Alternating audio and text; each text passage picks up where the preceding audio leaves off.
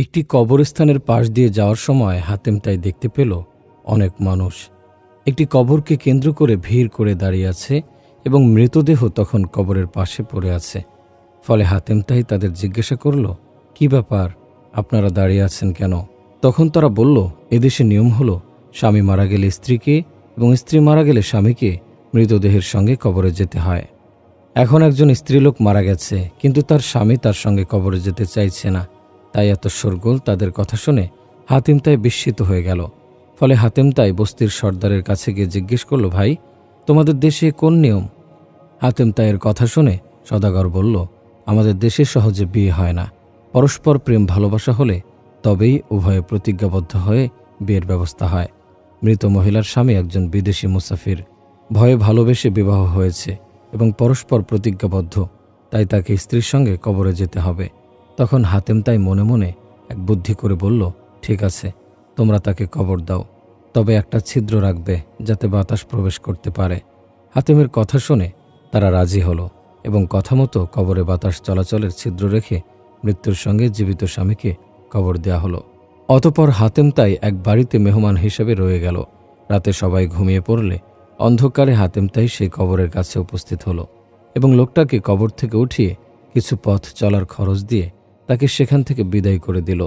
ফলে লোকটা ভয়ে দ্রুত ছুটে পালালো এবং হাতেম তাই ফিরে এলো নিজ আশ্রয়ে।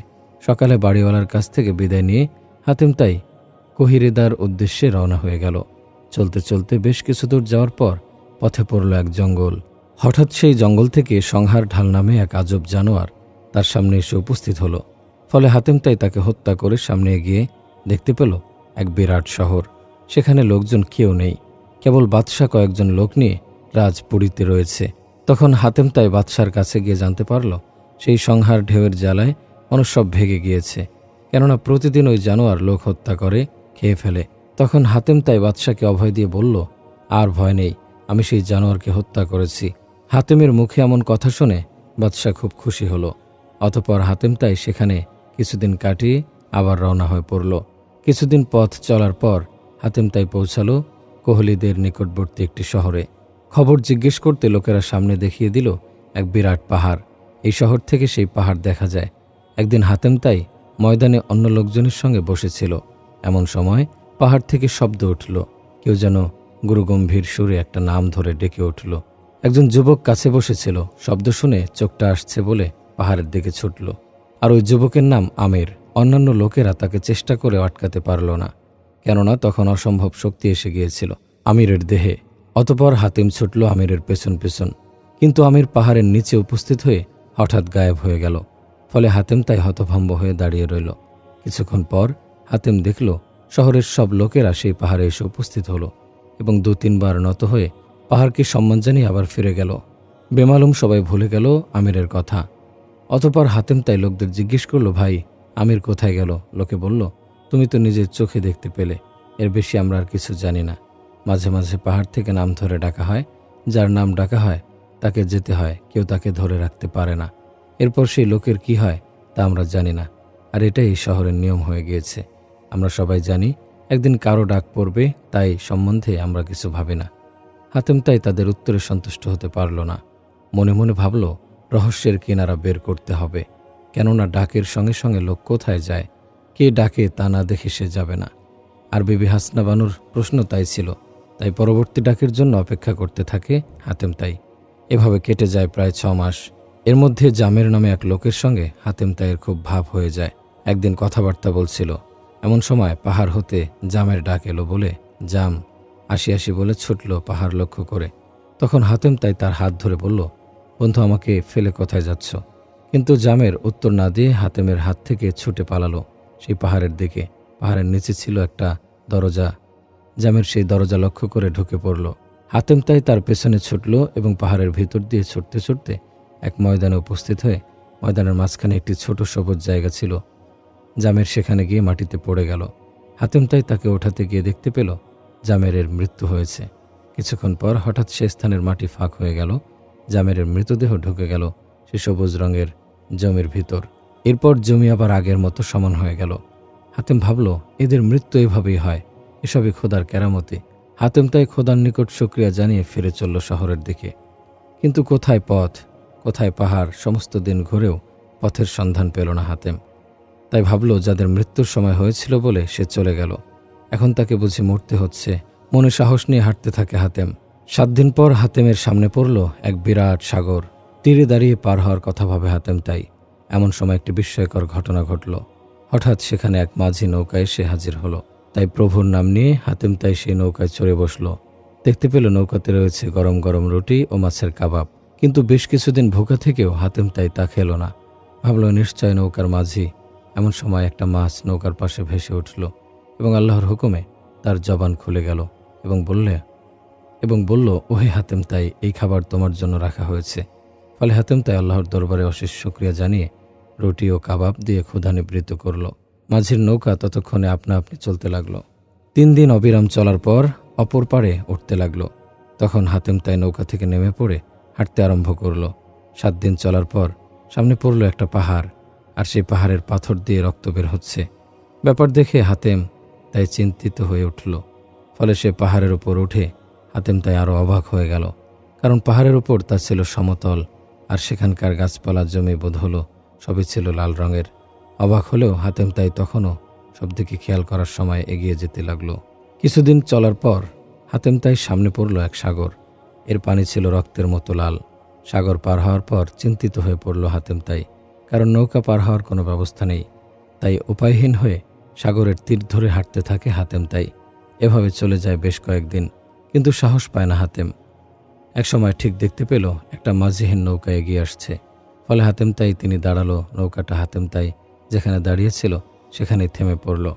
বর্তমান নৌকায় উঠে পড়লে হাতেম তাই নৌকা আপনা আপনি হাতেম তাইকে নিয়ে চলল। এইভাবে চলতে চলতে সাগর পার হয়ে নৌকা তীরে লাগলে হাতেম তাই নৌকা থেকে নেমে হাঁটতে লাগলো। 7 দিন 7 রাত চলার পর হাতেম তাই হীরা মানিকের দেশে এসে উপস্থিত হলো। এখানে দেখতে পেল মাটিতে পড়ে রয়েছে অজস্র হীরা মানিক, লাল চন্দন, ইয়াকুত ইত্যাদি দামি দামি পাথর। ফলে হাতেম তাই দেখবার জন্য কয়েকটা সাথে নিল। কয়েকদিন হাঁটার পর একটা ঝর্ণা দেখে পানি পানের জন্য তার নিকট বসে পড়ল। এমন সময় ঝর্ণা থেকে আশ্চর্যজনকভাবে 2জন অদ্ভুত আকৃতির মানুষ বেরিয়ে এলো এবং হাতেম তাইকে নিষেধ করল এখান থেকে কোনো পাথর না নিয়ে যাওয়ার জন্য। হাতেম তাই তখন বলল, আমি আমার আত্মীয় স্বজনদের দেখার জন্য কয়েকটা পাথর নিয়েছি। তখন তারা বলল, না, শুধু 3 প্রকারের 3টি পাথর নিতে পারো। শেষ পর্যন্ত হাতেম তাই 3টি রেখে বাকি সব সেখানে ফেলে দিয়ে আবার রওনা হয়ে গেল। কিছু দূর যাওয়ার পর সামনে পড়ল আর এক ঝর্ণা। অজস্র মতি পড়ে রয়েছে সেখানে। হাতেম তাই এবার ফিরেও তাকালো না। আরও কিছু দূর যাওয়ার পর হাতেম তাইয়ের সামনে পড়ল সোনার পাহাড়। সেই পাহাড়ে রয়েছে সোনার গা, সোনার পাহাড়। অথবা হাতেম তাই সেই পাহাড়ের উপর উঠে পড়ল। চোখে পড়ল এক সোনার মহল। দরজা খোলা দেখে হাতেম তাই মহলের ভিতর ঢুকে পড়ল। দেখতে পেল তাতে রয়েছে নানান ফলের বাগিচা। সবে রং সোনালি গাছগুলো যেন সোনার ফলগুলো খেতে অত্যন্ত সুস্বাদু। চৌবাচ্চার নিকট গেল এবং পানি পান করে অনেকটা সুস্থ হলো। অতঃপর হাতেম তাই মনে ভাবল, এই বাগান আর মহল কার, কে থাকে এখানে? একটু পরেই তার উত্তর পেয়ে গেল। কয়েকজন পড়ি নেমে এলো সেই বাগানে। হাতেম তাই তাদের দেখে পেরেশান হয়ে উঠল এবং জিজ্ঞেস করলো, তোমরা কারা? পরীরা উত্তর করল, এই বাগান মহল লগ্নস্থ পরী আমরা, তার খেদমতকার। একটু করে সমস্ত স্থান আলো করে কয়েকজন পরীর সঙ্গী সহ লগ্ন শেষে বাগানে নামলো। হাতেম তাকে দেখে জিজ্ঞেস করলো, তুমি কি এখানে কি করো? এখানে তো কোনো মানুষের পক্ষে আসা সম্ভব নয়। হাতেম তাই বলল, আমার নাম হাতেম তাই, আমি পথ ভুলে এসে পড়েছি। তারপর সব খুলে বলল। হাসনা বানু ও মনির স্বামীর কথাও জানালো। তারা বলল, এই দেশের নাম কি? বাদশাকে তারা বলল, এটা শাহ বাদশা দেশ। এই দেশের নাম কোয়েসলিন পাহাড়, দুনিয়ার শীর্ষে কোনো ফাঁক দেশ। এই দেশ তার সীমানা। বাদশাহ শাহরুখ নামে এক কন্যা ছিল। শাহরুখের কন্যা আশাকে দেখার জন্য সপ্তাহে একবার যেতে হয়। এখান থেকে শাহবাগের মহল দেখা যায়। সেখানে কিছুদিন কাটিয়ে হাতেম তাই আবার রওনা হয়ে গেল। অতঃপর বেশ কিছুদিন চলার পর পৌঁছল এক বালুময় স্থানে। এখানে এত গরম যে হাতেম তাই প্রায় অজ্ঞান হয়ে গেল। এমন সময় যে অদ্ভুত আকৃতির মানুষ 2জন ঝর্ণার নিকটে দামি পাথর নিতে নিষেধ করেছিল, তারা হঠাৎ হাজির হয়ে হাতেম তাইয়ের গায়ে পানি ছিটিয়ে জ্ঞান ফিরিয়ে আনলো। তারা তাকে এক মহড়া দিয়ে বলল, এটা মুখে রাখ, তাহলে গরম লাগবে না। সামনে পড়বে আতশবাজির, সেখানকার গরমে তুমি পুড়ে ছাই হয়ে যাবে। এটা মুখে থাকলে সব ঠান্ডা মনে হবে। ফলে হাতেম তাই তা আনন্দে গ্রহণ করে খোদাকে ধন্যবাদ জানিয়ে আবার রওনা হয়ে পড়ল। কয়েকদিন চলার পর ঠিক ওই সামনে পড়ল আতঙ্কিত রিয়ায়ের পানি যেন জ্বলন্ত তরল আলু। এখানেও ক্ষুধার্ত হতে এক নৌকায় ছিল। তাতে বসলে নৌকা ছুটল। মোহরা মুখে থাকা সত্ত্বেও তাদের দায়ের চান বের হয়ে যাচ্ছিল। পরে রাস্তায় ভয়ানক তত্ত্ব ফলে নৌকা ডুবে গেল। হঠাৎ হাতেম মাঠের জমিতে চোখ খুলে দেখি কোথায় নৌকা, কোথায় আছিস দরিয়া। ফলে অবাক হয়ে হাঁটতে শুরু করলো হাতেম। তাই কিছু দূর এগোবার পর চিনতে পারে সে এমন শহরে এসে পৌঁছেছে। একজন পথচারীকে হাতেম তাই জিজ্ঞেস করলো, এটা কোন দেশ ভাই? পথচারী বলল, এমন দেশ। হাতেম তাই বলল, তোমার বাদশাহ কেমন আছেন? পথচারী বলল, সে আর বলো না ভাই, বাদশাহ একমাত্র ছেলে ভাবেই। বাদশাহ হাতেম তাই নিজের দেশ ছেড়ে চলে যায়। তার পিতামাতার ছেলের জন্য পেরেশান রয়েছে। কিছুদিন আগে জ্যোতি বসু নামে এক ব্যক্তি এসেছে। তার সঙ্গে হাতেম তার এক পুত্র ছিল। তাতে লেখা ছিল যদি বসবে কে সে বিয়ে করেছে। এরপর আর হাতেম তাইয়ের কোনো খবর নেই। হাতেম তাই বলল, যদি কেউ রাজধানীতে যায় তাহলে বাদশাকে বলবে তার ছেলে ভালোই রয়েছে, কোনো চিন্তা যেন না করেন। তখন পথচারী বলল, তুমি কি করে তার খবর পেলে? হাতেম তখন বলল, আমার সঙ্গে হাতেম তাই দেখা হয়েছিল। পথচারী বলল, কবে ফিরবে দেশে? হাতেম তাই বলল, কাজ শেষ হলে ফিরবে। এবং হাতেম তাই শাহবাগের দিকে রওনা হয়ে গেল। হাতেম তাই শাহাবাদী পৌঁছে খবর পাঠালো হাসনা বানুর নিকট যে সে পঞ্চম প্রশ্নের উত্তর নিয়ে এসেছে। খবর পাওয়া মাত্র হাসনা বানু তাকে সাদরে নিজ মহলে ডেকে নিল। তারপর পঞ্চম প্রশ্নের উত্তর, কবিতার খবর জিজ্ঞেস করল। তখন হাতেম তাই সব খুলে বলল এবং তার হাতের নখ দেখালো। তখন সোনালি রং মুখে লেগেছিল। অথবা হাতেম তাই বের করে দিল 3 প্রকারের 3টা পাথর। বিবি তার সত্যতা স্বীকার করল এবং পূর্ণ হলো পঞ্চম প্রশ্নের উত্তর।